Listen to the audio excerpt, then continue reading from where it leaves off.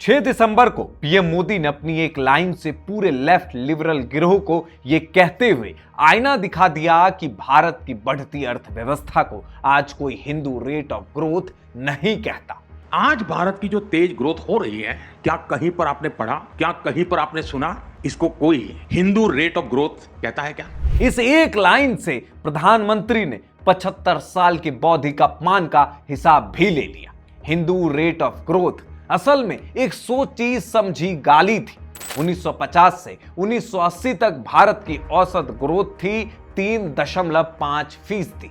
इसके दोषी थी नेहरू की समाजवादी नीतियां, लाइसेंस राज, भारी उद्योग पर जोर, निजी क्षेत्र का गला घोटना। लेकिन 1978 में अर्थशास्त्री राजकृष्ण ने इस सुस्ती को हिंदू रेट ऑफ ग्रोथ नाम दे दिया। सवाल यह कि हिंदू धर्म का इसमें क्या रोल था? कुछ भी नहीं। फिर भी नाम हिंदुओं के मत्थे मढ़ दिया गया ताकि नाकाम नीतियों की जिम्मेदारी पॉलिसी मेकर से हटकर पूरी सभ्यता पर डाल दी जाए। यह था औपनिवेशिक मानसिकता का आखिरी हथियार। भारतीयों को यह विश्वास दिलाना कि तुम्हारी संस्कृति में ही कीड़ा है। 3 दशक तक यह जुमला चला। जब 1991 में सुधार हुए, ग्रोथ 7 से 8% तक पहुंची, तब भी लेफ्ट के अर्थशास्त्री चुप रहे।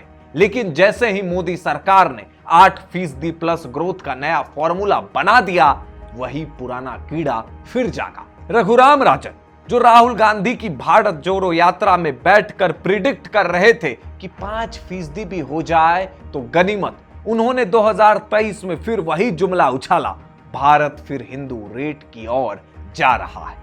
हकीकत ने फिर उन्हें मुंह पर तमाचा मारा। फाइनेंशियल ईयर 2023-24 में 8.2% ग्रोथ, फाइनेंशियल ईयर 2025-26 की Q2 में फिर 8.2% ग्रोथ। दुनिया की चौथी सबसे बड़ी अर्थव्यवस्था, G20 में सबसे तेज ग्रोथ, ट्रंप तक जिनकी तारीफ करते नहीं थकते, वो भारत आज वाकई में हिंदू रेट से आगे बढ़ रहा है। इसलिए प्रधानमंत्री मोदी ने कहा कि जो बुद्धिजीवी हर बात में सांप्रदायिकता ढूंढते फिरते हैं, उन्हें इस टर्म में सांप्रदायिकता क्यों नहीं दिखी?